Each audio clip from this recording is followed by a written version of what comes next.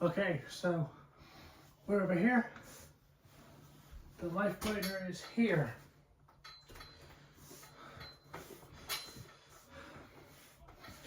Right. So, how do you get into a life glider? Well, if you are familiar with utilizing a walking frame and you're on the floor, it's a pretty similar process. You just make sure the brake is on to its highest brake setting, to stop it from moving or skidding on the floor. And then well, there's two ways you can do this, which I'm going to do. So the first one is you can use your environment to help you up, like this, and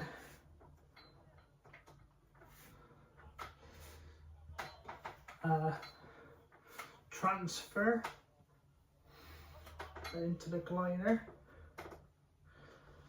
Now, here's something to keep in mind.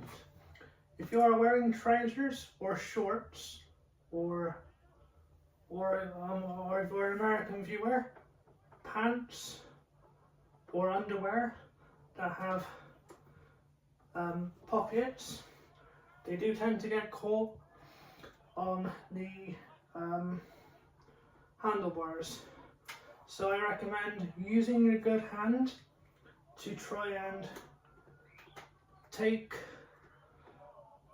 off the pocket, and before you do your full turning around rotation after getting into a life glider.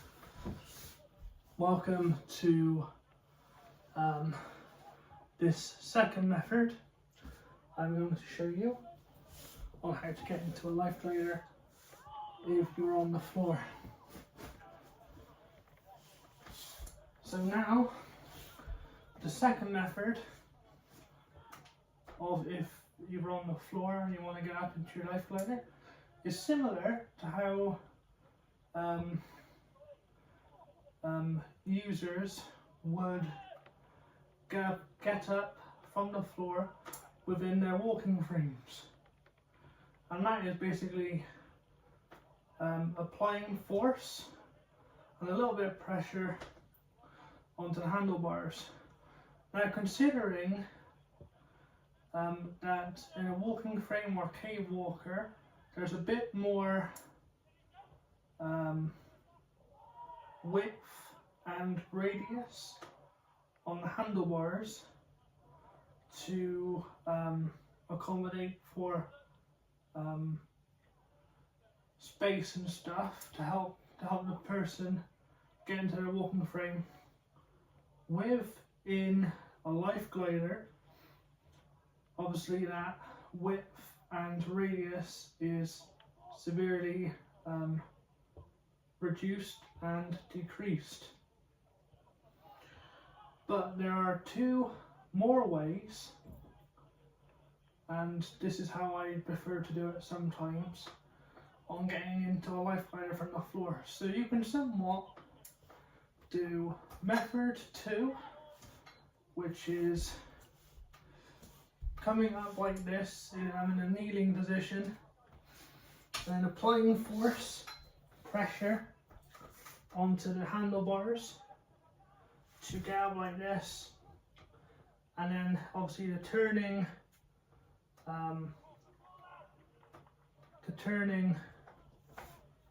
into the life glider is the same, so you just do that. But I'm going to do a full rotation this time. And then there's another method that you can somewhat do as well.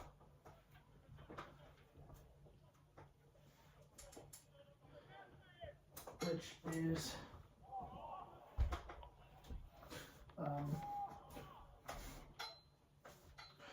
using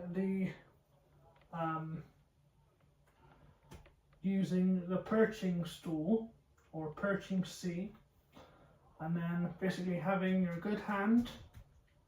so in my case is my left hand, on one handlebar, and having your right hand on the perching seat. Now the pressure, or the weight in this case, is going to come from your legs and your preferred good arm, or most active arm, shall I say, with a little bit of input from your weaker side, or the side that is the most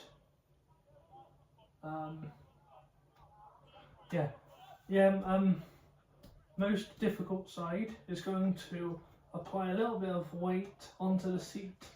So you are going to do this.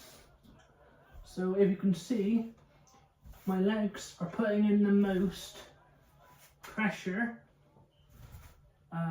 slash weight, followed by my left hand, which is my good hand, and then continued on a little bit by the worst side, and that is using the perching seat, or perching stool thing. Now, getting down, again, there's 3 methods on doing this, which is you can use the seat, which I don't really prefer because you have to watch how you're getting down.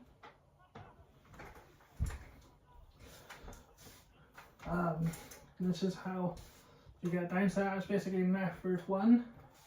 So you're basically doing the reverse of what we just done with method 2, getting in, or method, oh sorry, I forgot. But one of the methods that we did, getting up, utilizing the seat, you'll be doing that but in reverse. Now, another method, and I will get back up for this one, for getting down, is doing the reverse for utilizing the 2 handlebars. And I recommend for this one to go down slowly, wait until your good leg, or the leg that you're confident with, is touching the floor.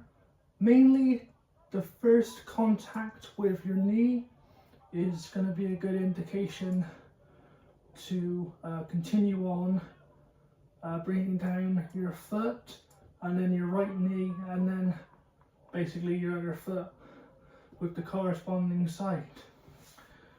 Another method that I do prefer to use to get down, and I have filmed this before, but for the purposes of this demonstration,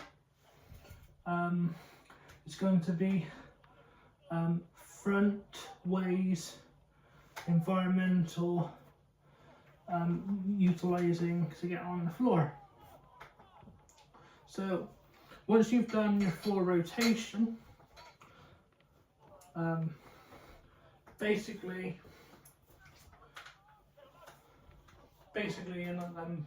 just stand yourself up, obviously take off your belt, and then analyze your surroundings to see what is the most safest way to get down. So again, we've got the bed here for demonstration. So what I tend to do is I tend to put my right arm, which is my weakest side, on the bed first. So I tend to focus on the side that's closest to me.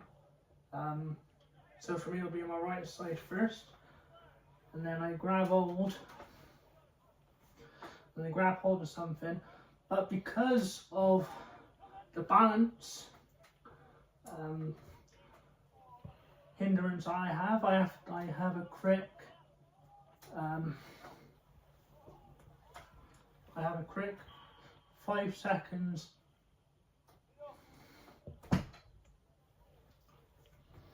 before Yeah, and then you basically bring over your good side. So for me, it'll be my left side. And then you utilize the environment to get down slowly, or to basically slide down like that. Make sure that your brake is always on, so it doesn't move anywhere. Analyze your surroundings to make sure it's a safe environment, and just basically take caution, and always plan it inside your head before you initiate the getting down and procedure from a life glider. And it's very important that you always put a life glider wheel on closest to the environment that you want to use to get down. This is so the life glider won't move back or be moving suddenly. Like, for example, I know that the brake is already on the brake position, but it's just to be on the safe side and to prevent any sudden pushback. You know, just to prevent any sudden sort of accidents that may happen. So I hope you enjoyed this video of how I transfer from the floor into a life glider and back on the floor from a life glider safely. Please stay tuned for future videos. Thank you very much for watching this life glider. Thank you very much for watching this life glider video, and have a fantastic day and stay safe. And thank you very much.